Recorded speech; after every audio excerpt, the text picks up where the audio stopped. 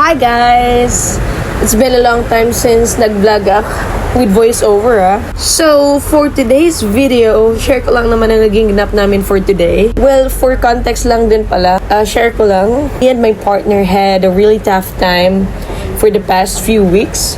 More than a month nga actually. At, medyo kakabati lang namin few days ago. So, bakit ko nga ba sinishare to? Well, we have few followers na din na nagtatanong kung bakit walang update sa vlog namin ni Madi at Pade. Alam mo naman sikat, pichogi ka pa, uy! Charot. Pero seryoso, sino ba naman kasing gaganahan mag-vlog if di kayo okay, di ba? Then sabayan pa nga ng mga sad posts ng press namin accounts. Para na kaming timang sa mga mata nyo, di ba? Pero napag-isip-isip din namin na hindi na lang kami mag-jowa dito. We are building our own family. Aww. And we both want to work this out. Siyempre, for that to happen, it should start first from ourselves. Ganun naman yun, di ba? Alang naman magsimula sa kapitbahay. Charot. We need to be the best version of ourselves.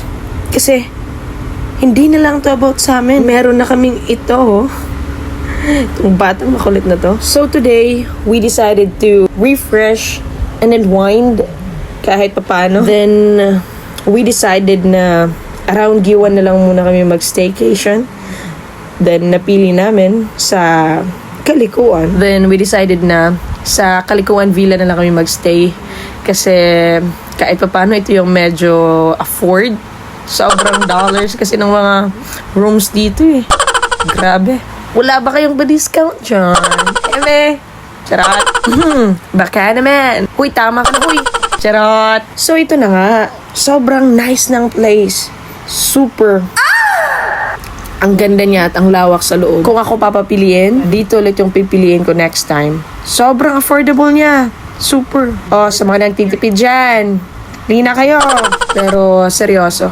Sa mga pinagdaanan namin this past few weeks, hindi yun madali. Kaya, I would say, siguro deserve naman namin. Family time naman din muna. Kailangan din naman kasi namin siguro to.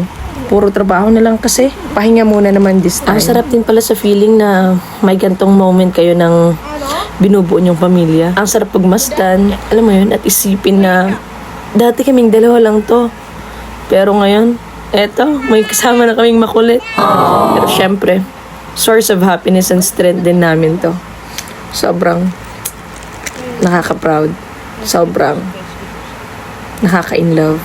I know, mas maraming pagsubok pang pagdadaanan naming mag-asawa. Simula pa lang to, yung mga pinagdadaanan namin ngayon. Patikim pa lang yon. Pero, we decided na mas pagtitibayin pa namin tong relasyon na to. Para na din sa makulit na to.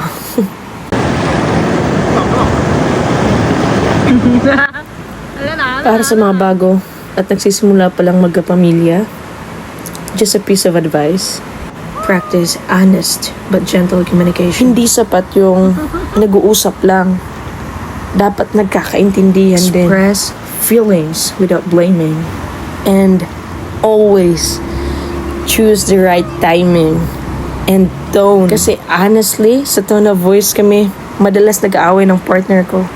Minsan na may misinterpret ko the way siya magsalita.